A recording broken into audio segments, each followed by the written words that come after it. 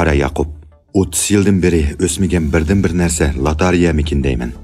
Shu chaqlarda shahrimiz qaynam tashqinliqqa cho'mgan tunji maydon lotariyani kutib olgan edi. Birinchi darajalik mukofot Shali markalik mashina deyishdi.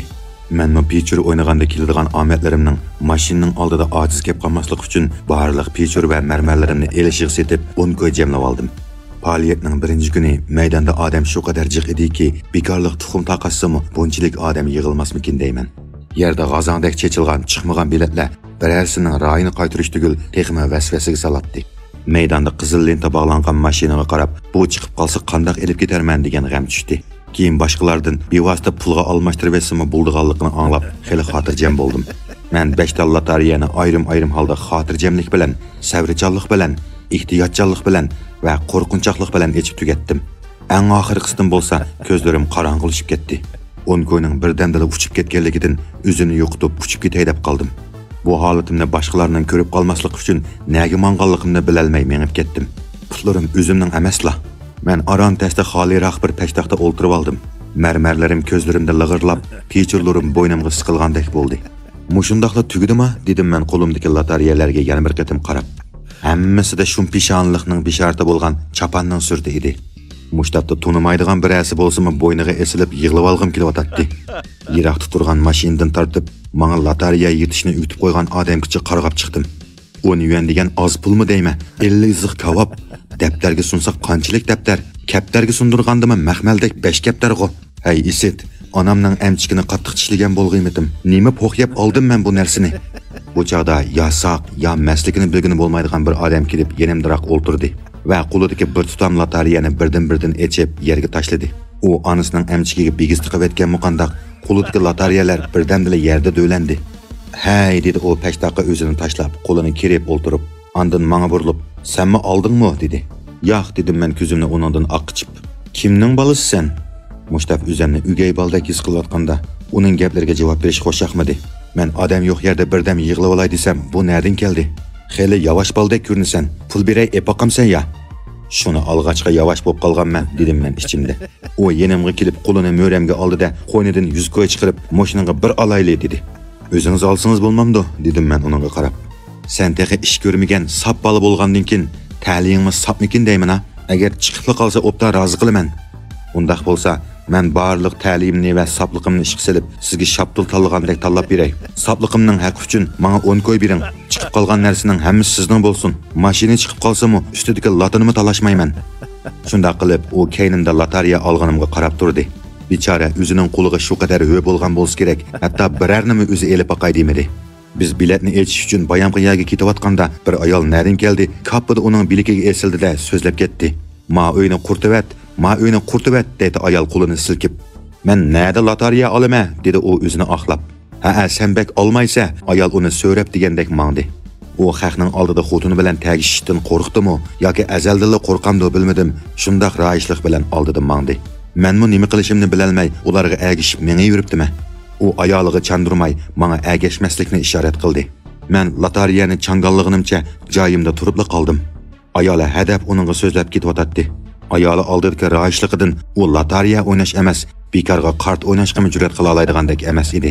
"Bu qanday ish bo'lib ketdi?" dedim men ichimda. 10 ko'yning ishi bo'lgan bo'lsa, asta qachatdim.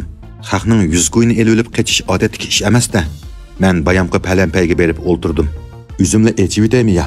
Chiqmay qolsa nimishqa ochding" deb so'zlar har qachon. Tush bo'lib, qursqim bekmi echib ketdi. Yana 10 minut o'ltirmanda kelmis ketaman. Mushundaq gapdan 3 qitimni deb bo'ldim. Birarsini setib bir langpung ichib olsammi kashki. Bu arada saradan chiqqan bir mo'may eshak harvasini palampayning yeniga bog'ladi va mendan biletni nerda sotar ekan dedi. "O yerda setayotmamdi", dedim men odam o'lashgan yerni ko'rsatib. Mo'may odam o'lashgan yerga berishdan aymindimi? "Men ola olarmanmi balam?" deb so'radi. "Bo'lmasa mendan olamsiz ya, bir ishkini sizga setib beray."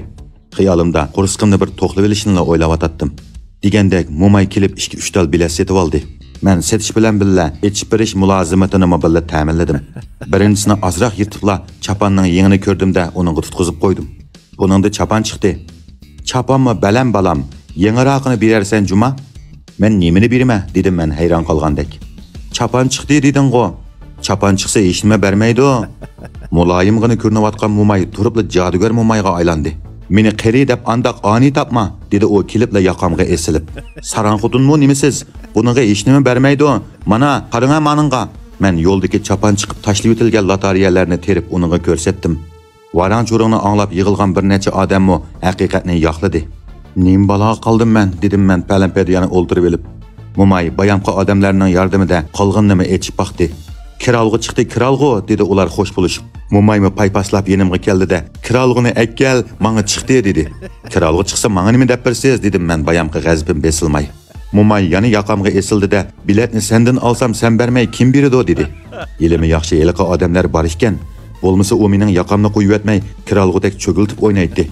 Ular qo'limdagi biletning ichidan kiralg'u chiqqanligini ko'rishib, sotadigan sotmaydiganligimni so'rashdi va sotaman deyishimni kutmay, talab degandek qo'limni quruqtab qo'ydi. Bumi bir hisobda bo'ldi dedim men ichimda. Eliqi bechora kelib qolsa, bu puli bilan xotiniga damali qaralaydigan bo'ldi. Lekin men nima ish qilib yuryapman ha? Yili birdam elayotgan, yili birdam setayotgan. Shularni o'ylagach, oldimdagi quruq lotoriyadan bir tutam yig'ib, paqpaq yasag'ach o'ltirdim.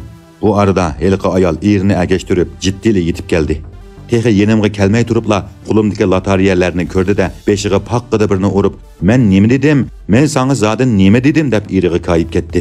Men javob qayturgicha erimi kelib ayiblab ketdi. "Ukam, buni sen nimishqa ochsan deyman? Men seni och dedimmi? Endi qanday qilasan buni?" "Ey lamzalla," dedi ayoli uning gapini tortib olib. "Sen ochgan bilan bu ochgan o'zgarib qolamdi. Buningga nimishqa ol deysan zodi? Nimishqa olasan zodi?"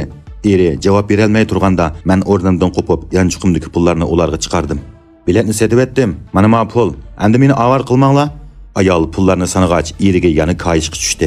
"Kichik bolchilik aqling yo'q. Qarama kichik bolaning aqliga." Palampaydan amda ayrilay deb turishimga, eliqi Mo'may kiralg'a bosgan eshikini haydab yenimga kelib to'xtadi. "Rahmat Juma balam, ilimi yaxshi sendan eleyaptikanma. O yerdagilarning hech qaysisiga chiqmadi. Sizlarmi mushu balamdan elinglar?" dedi u er ayol ikkisiga qarab. Ayol tuyuqsizli o'zgarib menga kayib ketdi. "Bizga olgan biletni haq setib etganma?" Erimi amda qaynashga kirishdi.